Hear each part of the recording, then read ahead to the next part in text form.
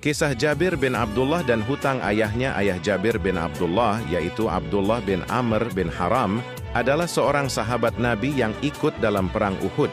Beliau gugur sebagai syahid, tetapi meninggalkan kebun kurma dan hutang cukup besar kepada beberapa orang Yahudi Madinah. Pada masa itu banyak orang Arab yang berhutang kepada pedagang Yahudi. Jabir saat itu masih muda dan tidak punya cukup harta untuk melunasi hutang ayahnya. Jabir mengadu kepada Rasulullah. Jabir datang kepada Nabi dan berkata kira-kira seperti ini, "Wahai Rasulullah, ayahku telah gugur syahid dan meninggalkan hutang. Aku khawatir para pemberi hutang akan mengambil seluruh kebunku."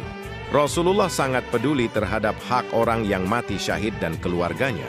Beliau tidak membiarkan Jabir menanggung sendiri beban ini. Rasulullah datang ke kebun kurma Nabi bersabda, "Ajak aku ke kebunmu." Jabir pun mengantar Rasulullah ke kebunnya. Para pemberi hutang Yahudi juga datang karena mereka menunggu pembayaran. Jabir berkata, "Wahai Rasulullah, inilah kebun kurma peninggalan ayahku." Tapi hasilnya tidak cukup untuk melunasi semua hutang. Rasulullah tawarkan perdamaian. Rasulullah meminta para kreditur agar mau menerima hasil panen kebun sebagian dulu atau menerima pembayaran secara bertahap. Namun mereka menolak dengan keras dan tetap menuntut pembayaran penuh saat itu juga. Namun Rasulullah tidak marah. Beliau kemudian berkeliling kebun, melihat-lihat pohon kurma, lalu berdoa kepada Allah, "Ya Allah, berkahilah hasil panen kebun kurma ini." Terjadi keajaiban, hasil panen berlipat. Setelah itu Nabi berkata kepada Jabir, "Petiklah dan kumpulkan buah kurma itu." Jabir pun memanen buah kurma di bawah bimbingan Rasulullah.